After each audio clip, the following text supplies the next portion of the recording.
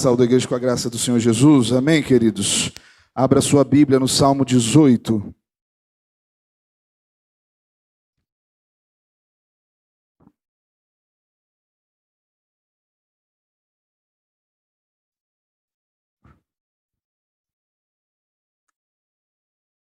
Vamos refletir nessa manhã sobre o tema Eu te amo, Senhor. Uma pergunta, uma indagação para todos nós. Salmo 18, versos 1 e 2. Vamos ler toda a igreja juntos, sentados mesmo como estamos. Eu te amo, ó Senhor, força minha. O Senhor é a minha rocha, a minha cidadela, o meu libertador, o meu Deus, o meu rochedo, em quem me refugio, o meu escudo, a força da minha salvação, o meu baluarte. Pai, Tu és tudo isso e infinitamente mais. Declaramos o nosso amor nessa manhã ao Senhor, por isso cantamos que és grande, que amamos ao Senhor, por isso dedicamos a nossa vida ao Senhor, aquilo que recebemos, dedicamos os nossos filhos, por isso estamos aqui como igreja do Senhor que somos, morada do Senhor que somos, porque entendemos um dia que o Senhor nos deu a oportunidade de amar ao Senhor, porque Tu nos amaste primeiro. Fala aos nossos corações nessa manhã, como já tem falado, Pai, em nome de Jesus, amém. Queridos, pastor Rousseau Shedd, já falecido, tratando desse texto, ele fala sobre essa introdução, e eu não vou trabalhar o Salmo no seu contexto completo. Os irmãos depois podem, em casa, ler o restante da declaração de Davi ao Senhor a respeito do cuidado de Deus com o seu reinado. Mas Rousseau Shedd vai dizer que essa é uma declaração de amor a Deus e de fé no cuidado do Senhor. O salmo inteiro ele está inserido numa situação histórica interessante de Davi. Se você for a 2 Samuel, capítulo 22, você vai ter ali um texto também, esse mesmo salmo ali repetido, com algumas poucas mudanças textuais, mas indicando o final já do ministério, do reinado de Davi, onde ele contempla tudo o que Deus fez em sua vida. E ele então declara ao Senhor: Eu te amo, Senhor. Ele olha para trás, rememora todas as batalhas, tudo que enfrentou, e ele declara: Eu te amo, Senhor.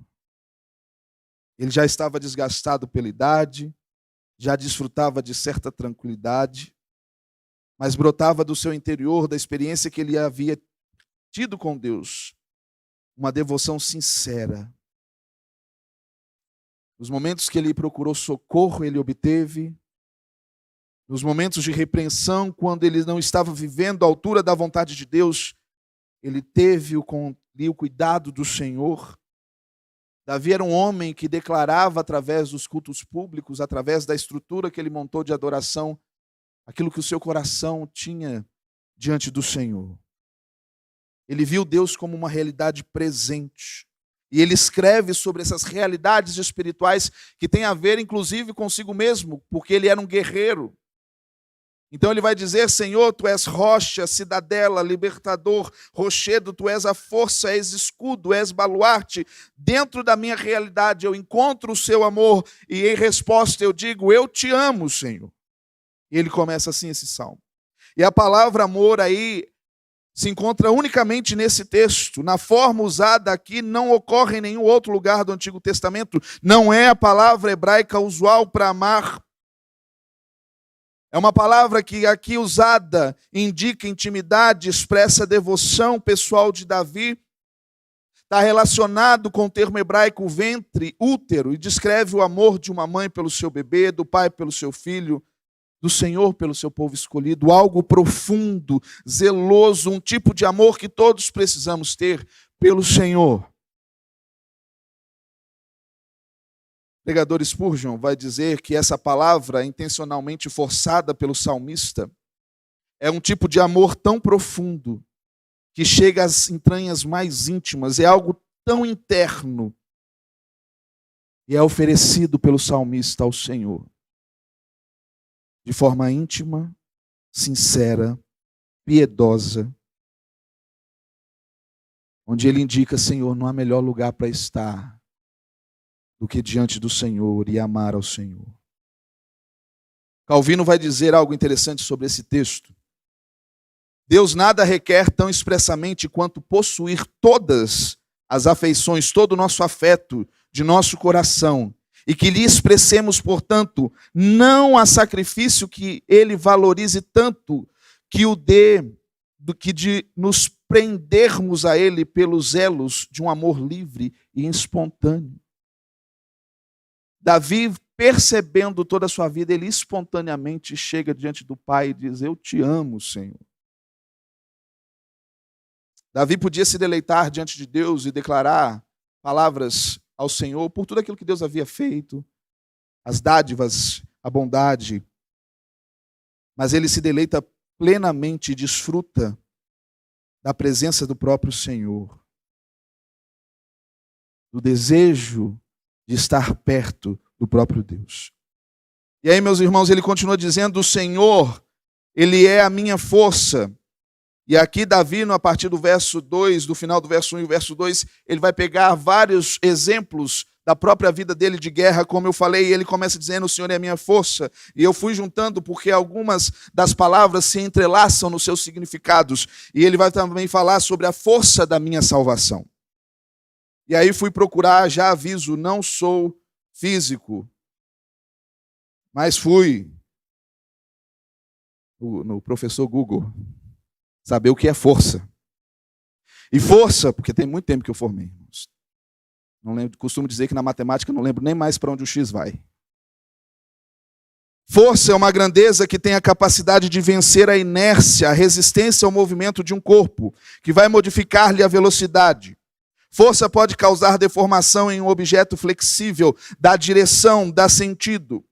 A ideia de força está associada a ações como puxar, empurrar, arrastar, quebrar. E Davi entendia que Deus era que movimentava a vida dele, por isso ele era a sua força. O Senhor o retirava de um lugar de exaustão, de não conseguir mais se mover, e o Senhor o movia.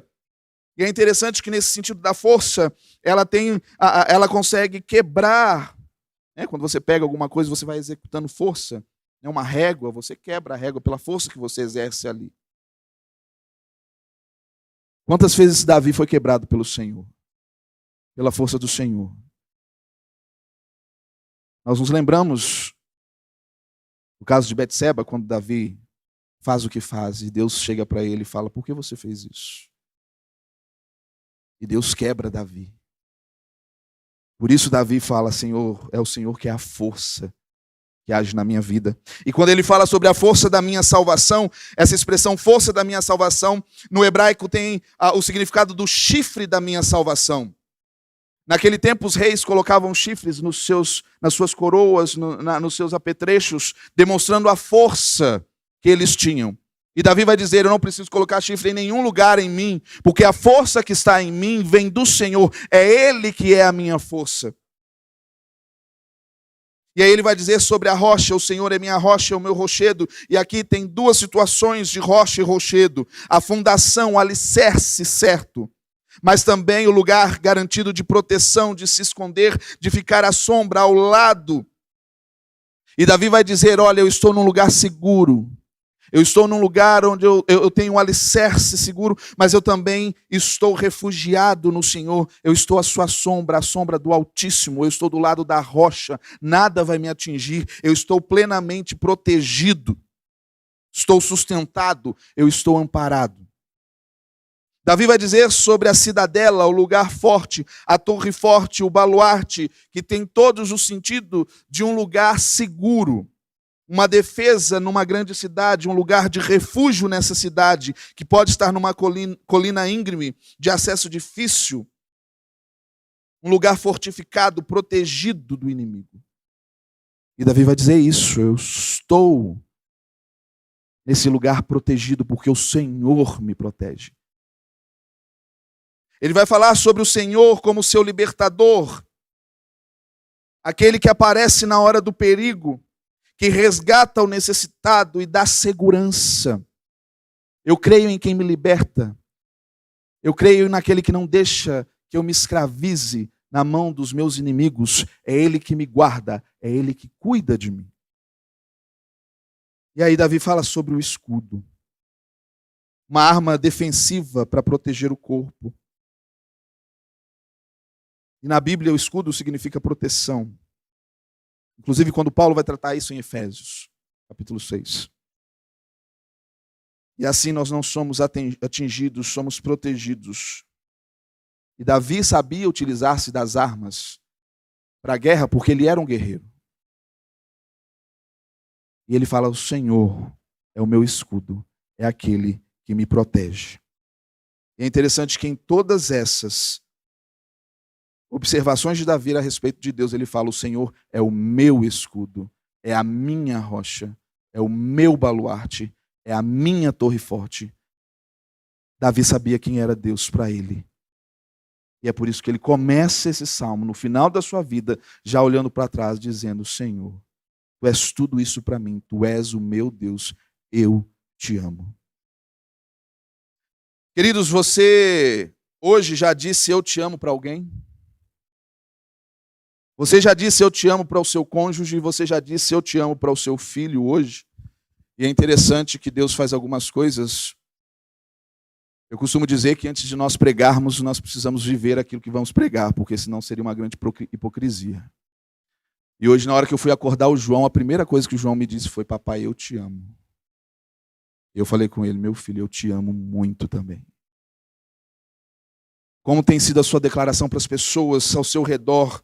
Você tem dito a eles que você os ama? Mas mais profundo ainda nessa reflexão, qual foi a última vez que você expressou o seu amor por Deus? Qual foi a última vez que você disse ao Senhor: Senhor, eu te amo? Davi, no final da sua vida, tem apenas isso a dizer: Senhor, diante de tudo o que o Senhor fez, eu te amo.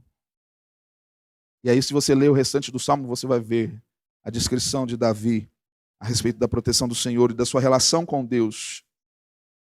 Queridos, Deus nessa manhã nos convida a pensarmos se estamos realmente vivendo um amor real, profundo, sem precedentes. Amor esse hoje para nós revelado em Cristo Jesus, na cruz e na sua ressurreição, o maior feito de Deus de amor pelo homem. Hoje podemos dizer: Senhor, nós te amamos mediante Cristo Jesus, que é a nossa força, a nossa torre segura. Ele é o nosso escudo, Ele é o nosso libertador, Ele é a nossa rocha. Nós podemos chegar diante do Senhor e dizer: Senhor, nós queremos desfrutar do Teu amor, que é graça sobre a nossa vida, que é misericórdia. Em Deuteronômio 6, de 1 a 9, texto que nós conhecemos, inclusive, quando nós falamos sobre filhos, sobre trazer o ensino aos nossos filhos, Deus vai falar sobre isso. Moisés chega diante do povo, meus irmãos, e fala: olha, estes, pois, são os mandamentos, são os estatutos, os juízos que o mandou o Senhor, teu Deus, que te ensinassem para que cumprissem na terra, que vocês vão possuir. Eles estavam ali a ponto já de entrar na terra prometida, para que temas ao Senhor, teu Deus, para que vocês guardem todos os seus estatutos, os seus mandamentos que eu os ordeno. E é interessante que ele vai falar sobre as gerações: vai guardar tu, vai guardar o teu filho e vai guardar o filho do teu filho. Multiplicação de um relacionamento com Deus íntimo e de obediência ao Senhor. E isso vai ser todos os dias da tua vida, e que teus dias sejam prolongados. Então ouve, Israel. Atenta em os cumprir esses mandamentos, para que te bem suceda e muito te multipliques na terra que emana leite e mel, como disse o Senhor, Deus de teus pais. E mais uma vez ele diz: ouve, escuta, presta atenção, Israel. O Senhor nosso Deus é o único Senhor. Então você vai amar, pois, esse Deus, o Senhor, de todo o teu coração e de toda a tua alma e de toda a tua força, de tudo aquilo que tem dentro de você, a ponto das tuas entranhas se moverem de amor.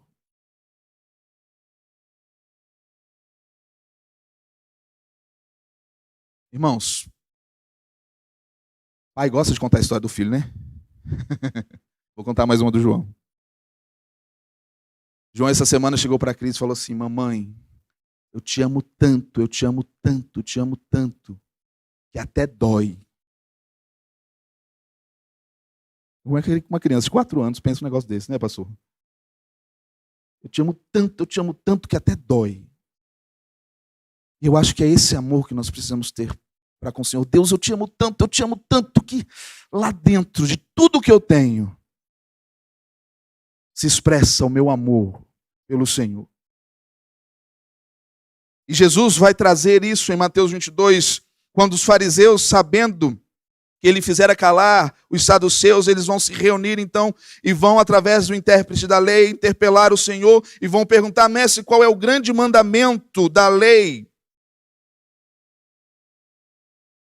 E Jesus vai dizer: ame o Senhor teu Deus de todo o teu coração, de toda a tua alma, de todo o entendimento, de tudo que há em ti lá dentro. Mas Jesus vai dizer: este é o grande e primeiro mandamento, mas há um segundo, que é semelhante a esse: ame o teu próximo como a ti mesmo. Ame ao Senhor com toda a sua força, com tudo que é em você, mas revele esse amor que você expressa para com o Senhor, para com o seu próximo. Expresse isso.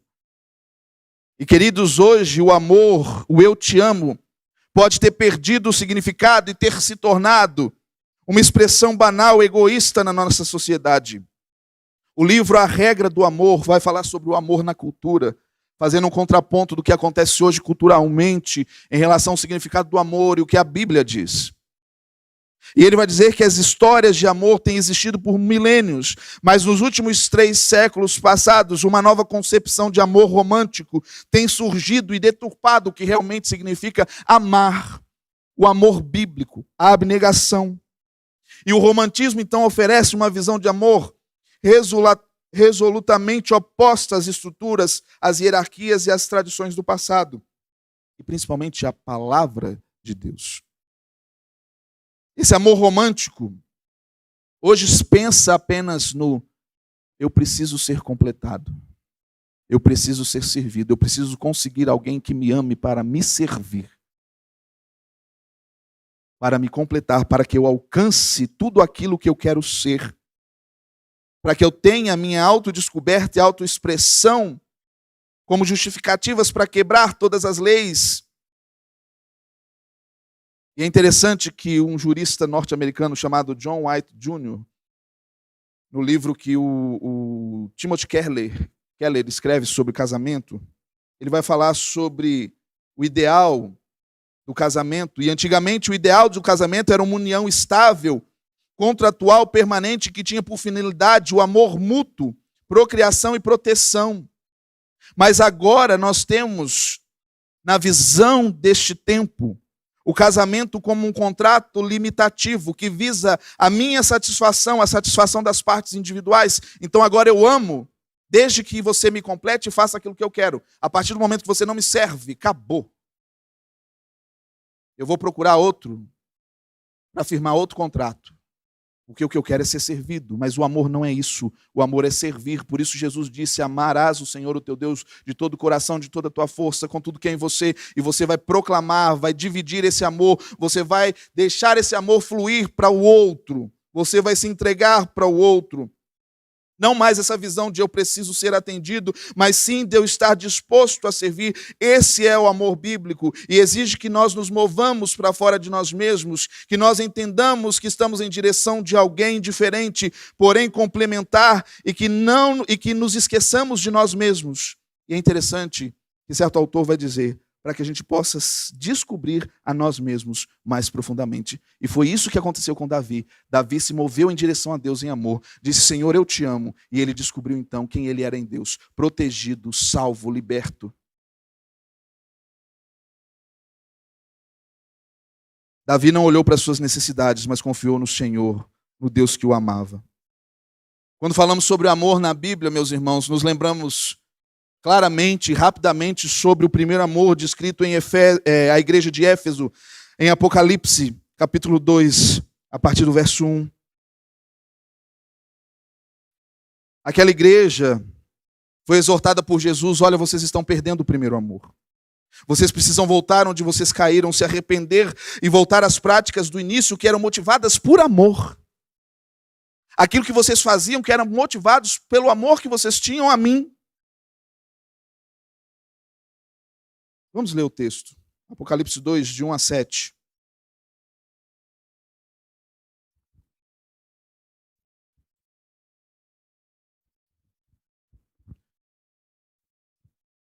Apocalipse 2, de 1 a 7, carta à igreja em Éfeso. Ao anjo da igreja em Éfeso escreve: estas coisas diz aquele que conserva na mão direita as 7 estrelas e que anda no meio de 7 candeeiros de ouro. Eu conheço as tuas obras, igreja. Eu conheço o seu labor, como a tua perseverança, e que não pode suportar homens maus, e que pusestes à prova os que a si mesmos se declaram apóstolos e não são, e os achaste mentirosos. Vocês têm perseverança, suportam provas por causa do meu nome e não te deixaste esmorecer. Parece que a igreja está bacana, né? Está legal, tá, ó. Imagina você, né, pastorear uma igreja como essa. Tem labor, tem perseverança, não suportam homens maus, as provas, né? Aqueles que são mentirosos, têm perseverança, suportam as provas. Que igreja, mas Jesus vai falar: olha, eu tenho uma coisa contra vocês. Vocês abandonaram o primeiro amor. Vocês abandonaram o sentimento essencial para a vida do cristão, que é uma profunda devoção ao Senhor. Então se lembrem de onde vocês caíram, se arrependam e voltam à prática das primeiras obras. E se não, eu vou vir a ti, eu vou mover do seu lugar o teu candeeiro, caso não te arrependas. Tens, contudo, teu favor que odeia as obras dos nicolaítas, tem nada a ver comigo, irmãos. É, né? As quais eu também odeio. Quem tem ouvidos, ouça o que o Espírito diz às igrejas. Ao vencedor eu vou dar que se alimente da árvore da vida, que se encontra no paraíso de Deus. Então prestem atenção. O dever que é resultado da devoção tomou lugar da própria devoção. Faziam tudo como dever, não mais como amor. E perdendo o primeiro amor, se distanciaram realmente de uma vida com o Senhor. Jesus nos alertou que no final dos tempos, em Mateus 24, no sermão profético tão conhecido, vai se multiplicar a iniquidade e o amor vai se esfriar de quase todos, mas aquele que perseverar até o fim será salvo. Queridos, é preciso avaliar se o nosso amor por Deus, o nosso anseio por Ele, pelas coisas santas, através de Cristo Jesus, tem produzido um amor genuíno, porque Ele é um Deus de amor e graça genuínos. E assim como Davi, que retribuiu toda a boa dádiva recebida em uma declaração de entrega e demonstração do seu coração, precisamos perceber se o nosso coração hoje está firmado em amar ao Senhor e tê-lo como primeiro na nossa vida. Os olhos da igreja de Éfeso estavam nos afazeres e seu coração e seu amor se perdeu do Senhor.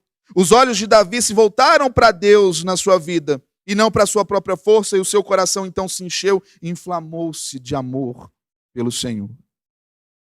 Ao dizermos que amamos o Senhor, nós reconhecemos quem Ele é, e mais que isso, entendemos quem somos e que nós precisamos desesperadamente do Senhor. Por isso a pergunta dessa manhã para a nossa reflexão: você pode dizer que ama a Deus acima de todas as coisas? Você pode dizer que ama o Senhor acima de todas as coisas? Pensando sobre isso, quando dizemos que amamos ao Senhor, quando a igreja diz isso ao Senhor da igreja, ela está dizendo: Senhor, nós somos fracos, Tu és forte, cuida de nós. Davi utiliza a figura da força. E o Senhor é a nossa força. Quando nós somos fracos, o Senhor é forte, e Ele sempre é forte. E Davi sabia que era fraco. E para nós amarmos ao Senhor, nós precisamos nos desfazer do nosso ego, porque nós queremos ser fortes. Nós queremos achar-nos fortes e darmos conta das coisas, mas nós não damos, nós somos frágeis, somos ovelhas. E precisamos do sumo pastor que nos guie, nos mostre o caminho e nos encoraje e nos dê direcionamento. Precisamos abrir mão de nós mesmos e dizer: Senhor, cuida de mim. Imagine aquele rei no final da sua vida, contemplando tudo que havia realizado, os palácios, tudo aquilo que havia dirigido em termos de exército. E ele diz: Senhor, a força não é minha. Não sou eu que sou forte, é o Senhor que é a minha força. Quando nós dizemos eu te amo, Senhor, nós estamos dizendo: Senhor, Tu és a minha força. Quando dizemos eu te amo, Senhor, estamos dizendo: Senhor, ajuda-nos a ter constância e estabilidade em Ti. E Davi utiliza a linguagem da rocha. É no Senhor que eu encontro lugar seguro. É no Senhor que eu encontro estabilidade. Ouve, Deus, a minha súplica. O salmista vai dizer mais uma vez no Salmo 61, atende a minha oração desde os confins da terra. Eu tenho clamado a Ti no abatimento do meu coração. Leva-me para a rocha que é mais alta que eu. Me põe no lugar seguro. Me dá estabilidade, me dá constância. Eu estou desfalecendo, reconstrói-me na rocha. Às vezes tomamos decisões erradas, estamos nos estabelecendo sobre a areia. Mas é na rocha que encontramos estabilidade. Irmão, minha irmã, constância na rocha é constância numa vida de obediência a Deus. Porque nós precisamos construir na nossa vida nele e nos seus mandamentos. Versículos conhecidos pela igreja, João 14, verso 15, se vocês me amam, vocês vão me obedecer.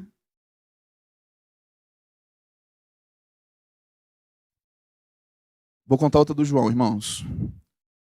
Daqui a pouco eu vou lançar um livro, As Pérolas do João. Quando a gente fala com o João assim: João, você precisa obedecer o papai e a mamãe. Aí ele canta uma música: obedecer é mais que importante, é prova de amor. Essa música é antiga, né? Conhece não, irmãos? Procura lá no YouTube. Toda vez que fala João tem que obedecer, ele canta: obedecer é mais que importante. É uma prova de amor. É prova que nós amamos o Senhor, a nossa obediência. João 14, 21 diz que quem tem os meus mandamentos e lhe obedece, esse é o que me ama, e aquele que me ama será amado pelo meu Pai, e eu também o amarei, e eu vou me revelar a ele. Você vai ser sabedor, conhecedor, experimentador do amor de Deus, porque você o ama e o busca e o obedece e busca os seus mandamentos. O nosso amor por Jesus não é feito de palavras, mas exige obediência aos mandamentos dele. Obediência é uma decisão acompanhada por um conjunto permanente de atitudes, atitude de quem ama. Se eu amo, eu obedeço aos mandamentos do Senhor. Se eu amo a minha esposa, eu cuido da minha esposa. Se eu amo meu filho, eu tenho zelo pelo meu filho. Se eu amo meu amigo, eu cuido da minha amizade. Se você ama o Senhor, você obedece àquilo que Ele manda. Amar Jesus não é um verbo que todos desejam conjugar. Porque há pessoas que não amam a Jesus, embora possam até dizer. As suas atitudes vão demonstrar o seu amor pelo Senhor. Queridos, quando falamos que amamos o Senhor, e pensando nessa semana, preparando, orando, e pensando nessas palavras que Davi usou, nessas situações que Davi usou para descrever o Senhor e a sua relação com Deus. Quando eu pensei nessa torre forte, nesse lugar de refúgio, nesse baluarte, eu fiquei pensando: Senhor, o que Davi queria dizer com isso? E eu fiquei pensando: Senhor, quando eu penso que o Senhor é a minha torre forte, é o meu lugar seguro, o que isso quer dizer para mim? Sabe o que veio ao meu coração, irmãos? E compartilho com os irmãos essa manhã. É que no esconderijo do Altíssimo nós nos sentimos seguros e nós vemos o nosso inimigo do lugar certo. Nós vemos o nosso inimigo do lugar certo, que é nos braços daquele que nos protege.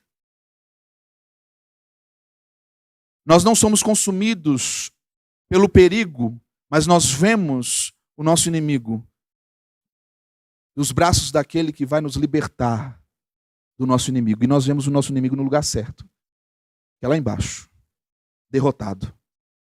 Porque nós estamos no braço daquele que é vitorioso e que tem a vitória para sempre. Por isso, querido, quando você declara o seu amor ao Senhor, você está dizendo: Senhor, eu estou nos teus braços, inimigo nenhum pode se levantar contra mim, porque eu estou no lugar seguro. Creia nisso. Creia no poder de Deus. Esteja no lugar forte. Tantas vezes nós preferimos o lugar de vulnerabilidade diante do inimigo das nossas almas. Nós nos colocamos em perigo, nós saímos do lugar de refúgio, nós nos colocamos em situação de pecado. Enquanto Deus quer nos colocar sobre os seus braços, sobre o seu cuidado, sobre o seu zelo. O filho pródigo fez isso. Ele preferiu sair do cuidado do seu pai e se aventurar no mundo, e nós sabemos qual que foi a história. Nós sabemos o final da história. Por isso, querido, não saia dos braços de Jesus. Mantenha-se no lugar forte. Salmo 17, 8 e 9 diz: guarda-me como meninas dos teus olhos, esconde-me à sombra das tuas asas, dos perversos que me oprimem, inimigos que me assediam de morte. Quais são os inimigos que têm se levantado contra você? Não os deixe intimidar o seu coração, porque o seu coração está guardado pelo Senhor, e é Ele que zela por nós. O Senhor não dorme, não vai dormir, o guarda de Israel. Ele está cuidando do seu povo. Quando falamos eu te amo, Senhor, estamos dizendo: fomos libertos do cativeiro, fomos libertos do medo, não há o que me condene. Davi vai usar essa figura, ele é o meu libertador. O amor perfeito lança fora todo medo. O apóstolo João vai dizer isso na sua primeira carta, capítulo 4. No amor não existe medo, antes o perfeito amor lança fora o medo. Ora, o medo produz tormento. Logo, aquele que teme não é aperfeiçoado no amor. Mas nós amamos porque Ele nos amou primeiro. Ele nos envolveu com seus laços de amor. Ele retirou o medo do nosso coração. E nós podemos andar agora em liberdade. Já não há condenação para aqueles que creem em Cristo Jesus. Amém, irmãos? Esse mundo que se levanta, esses tempos sombrios que parecem querer nos engolir, não podem nada contra aquele que já venceu desde a eternidade. E é esse que nos liberta de todo medo. Mas aí João continua. Se alguém diz eu amo a Deus e odeia o seu irmão, é mentiroso. Pois aquele que não ama o seu irmão, a quem vê, não pode amar a Deus, a quem não vê. Ora, temos da parte dele este mandamento, que aquele que ama a Deus também ama seu irmão. E eu fiquei pensando sobre isso. Por que João conjugou essas duas afirmações, de amarmos a Deus e depois amarmos o nosso irmão? Sabemos que Jesus fez isso. Mas João está falando aqui sobre o amor que lança fora o medo. E sabe o que eu fiquei pensando, irmãos? Que a gente está aqui, um para auxiliar o outro, incentivar o outro, encorajar o outro. Se eu amo ao Senhor, eu amo você. Então vamos juntos caminhar sem medo. Isso é ser igreja. Isso é igreja. É dizermos uns aos outros: estamos juntos. Não há nada que possa vir contra nós. Vamos caminhar todos por perto. Vamos cuidar uns dos outros. Por isso que temos os pequenos grupos. Ah, lá vai o pastor falar de pequeno grupo. Eu não quero participar de pequeno grupo, mas está perdendo a oportunidade de viver o amor de Deus. Está perdendo a oportunidade de ter gente dizendo para você: eu estou perto de você, eu estou junto. Irmãos, aqui eu estou vendo todos os irmãos estão vendo só a mim. Quando nós estamos nos pequenos grupos, nós vemos uns aos outros e podemos conversar uns com os outros. O que você está passando? Os irmãos não sabem o que eu estou passando. Passou, tem problema também, irmãos. Nós compartilhamos os nossos problemas com quem somos próximos. Quem está sentado ali não sabe quem que é o outro que está lá. Ó. Quem está sentado lá embaixo, lá em cima, não sabe quem que está aqui embaixo. A igreja de Jesus é um movimento único de todos em direção ao Senhor e unidos. Não é um movimento eu vou sozinho para casa. É um movimento está todo mundo junto indo para casa. Por isso João vai dizer: amem. E esse amor lança fora, não tem medo, estamos juntos, nós amamos ao Senhor e proclamamos isso a todos, e estamos todos caminhando nesse sentido. Terminando, igreja, o que Deus requer daqueles que declaram o seu amor a Ele? Intimidade, devoção, zelo, profundidade, confiança. Deuteronômio 10, Moisés chega para o povo e diz: agora, Israel, o que o Senhor, seu Deus, requer de vocês? Que vocês temam o Senhor, que vivam de maneira agradável, que obedeçam aos seus mandamentos. Mas no versículo 16 ele vai dizer: submetam-se a ele de coração.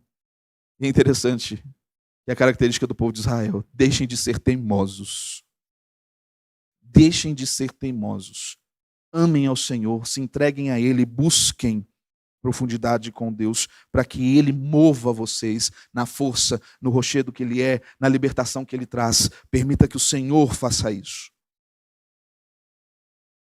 Alguns teólogos vão definir o amor sendo o verdadeiro amor centrado em Deus. Que precisamos amar os outros como referência ao nosso amor a Deus e o amor de Deus a nós. Que esse amor é a coisa mais gloriosa e bela do universo. Que um amor centrado em Deus sai de Deus, nos atrai ao arco de sua trajetória, a fim de que o nosso amor retorne a Ele. Ele nos amou primeiro, nós podemos então amá-lo, isso se completa. O verdadeiro amor procede de Deus, por meio de Deus e é para Deus. O verdadeiro amor centrado em Deus é uma fornalha no coração. Aquece o nosso coração. Deixa o nosso coração inflamado pelo Senhor.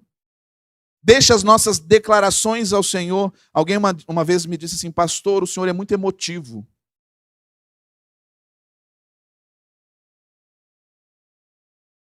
Mas como eu posso não me emocionar quando eu falo sobre a grandeza de Deus?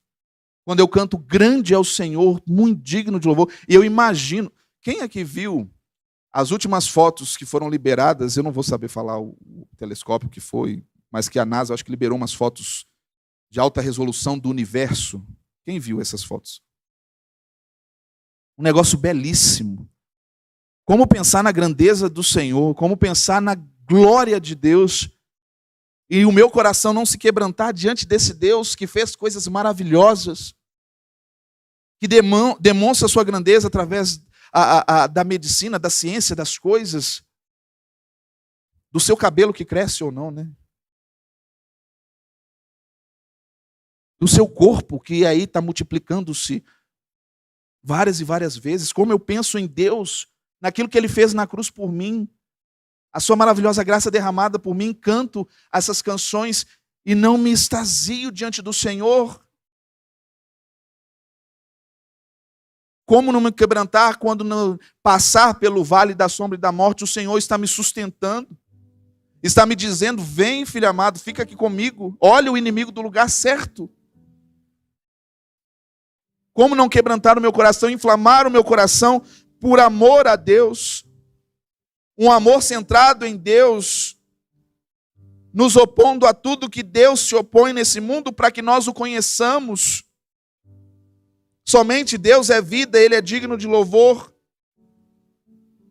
Por isso precisamos dizer: Senhor, nós te amamos, nós confiamos no que fazes na nossa vida, eu me rendo ao Senhor, eu te busco em meus perigos, eu entrego tudo o que sou.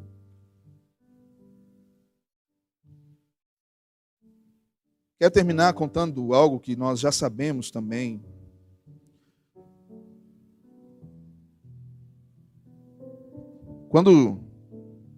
Depois que Jesus passa pela cruz e ressurge, ele vai se encontrar com Pedro. E João vai fazer essa narrativa, vai transcrever essa narrativa no Evangelho, e capítulo 21, e ele vai dizer: depois de terem comido, perguntou Jesus a Simão Pedro: Simão, filho de João, amas-me mais do que a estes outros? E aí Pedro vai responder: sim, Senhor, tu sabes que eu te amo. E aí Jesus vai dizer: então apacenta os meus cordeirinhos. Tomou a perguntar-lhe pela segunda vez: Simão, filho de João, você me ama? E João vai responder: sim, Senhor, tu sabes que eu te amo. Porque João começa a ficar meio nervoso com Jesus aqui. Você sabe, Jesus, que eu te amo. Pastorei as minhas ovelhas, então, Pedro. Pedro, né, irmãos? Falei João, acho que. Pela terceira vez, Jesus lhe perguntou: Simão, filho de João, tu me amas? E aí Pedro entendeu. E ele vai se entristecer, por Jesus ter perguntado e vai responder: Senhor, tu sabes todas as coisas. O Senhor sabe de tudo. O Senhor sabe que eu te amo. E Jesus vai dizer mais uma vez: apacenta as minhas ovelhas. Para a gente entender esse texto com todo o significado que ele tem, irmãos, nós precisamos entender as palavras que foram usadas aqui no aramaico e foram registradas por João. A palavra que Jesus usa para amor, ágape, é um tipo de amor que não busca seus próprios interesses. É um amor desinteressado, puro, genuíno. O amor ágape não esmorece, mas é constante, permanente, forte, até as últimas consequências. É um tipo de amor invencível, capaz de amar o mais indigno dos homens. Assim, o amor ágape não é apenas um mero sentimento ou emoção, mas uma entrega voluntária e pessoal que conduz plena submissão. É entrega, abnegação. Mas quando Pedro responde, ele vai responder usando o termo philos, que é um termo alternativo para ágape, mas há uma distinção grande. Porque o amor philos pode ser mais bem compreendido como um sentimento de simpatia natural, amizade. Uma profunda amizade, carinho que alguém dispensa aos seus amigos e familiares. No Novo Testamento, o amor philos é empregado para afeição íntima, para indicar o prazer e satisfação de fazer coisas agradáveis com alguém. Então, quando Jesus pergunta para Pedro, ele vai perguntar: Pedro, senhor, você me ama a ponto de se entregar completamente, está totalmente entregue? E Pedro vai responder: Jesus, eu acho o senhor um super legal, gosto tanto das coisas que a gente faz junto. O senhor é um amigo, posso contar meus segredos. É isso que Pedro está falando. E Jesus vai falar assim: Pedro, você me ama a ponto de se entregar, de não buscar seus próprios interesses, de ser desinteressado nesse amor. Nós sabemos da jornada de Pedro, as crises que Pedro teve. E Jesus está perguntando: você a ponto de entregar-se totalmente, Pedro? E Pedro mais uma vez fala: Senhor, foram tantos os momentos legais que a gente passou. Foi tão legal tudo que a gente viveu aqui. E aí Jesus fala: apacenta as minhas ovelhas. Ele precisava entender que ele precisava ter um amor completamente entregue ao Senhor. E Jesus pergunta de novo. E aí ele vai entender o que ele precisa fazer. E aí nós vamos ver a partir daí uma grande transformação em Pedro. Jesus te pergunta nessa manhã, meu irmão: você me ama? Igreja, você me ama? Que a nossa resposta seja: eu te amo, Senhor. Força minha. O Senhor é a minha rocha, a minha cidadela, o meu libertador, o meu Deus, o meu rochedo, em quem me refugio. O Senhor é o meu escudo, a força da minha salvação. É o meu baluarte. Que essa seja a nossa resposta ao Senhor. Feche seus olhos.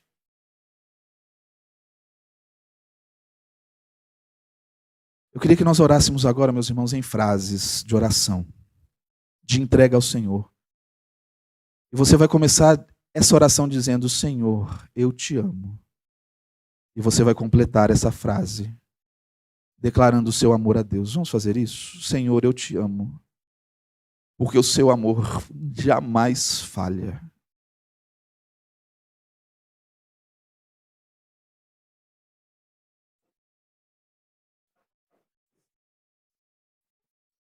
Oh, Jesus.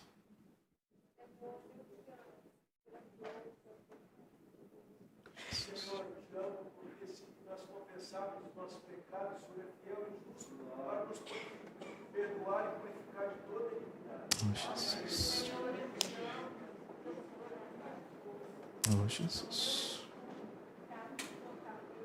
Oh, Jesus. Amém, Jesus. Jesus.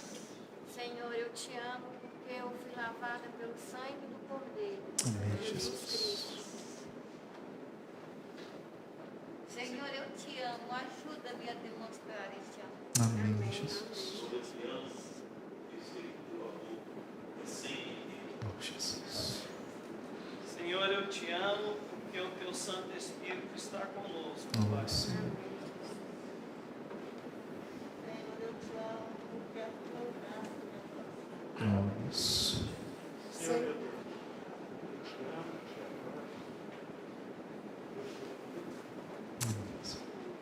Senhor, eu te amo porque a tua Oh, meu Deus. Senhor, eu te amo porque tu és um Deus grandão. Oh, meu Deus. Senhor, eu te amo porque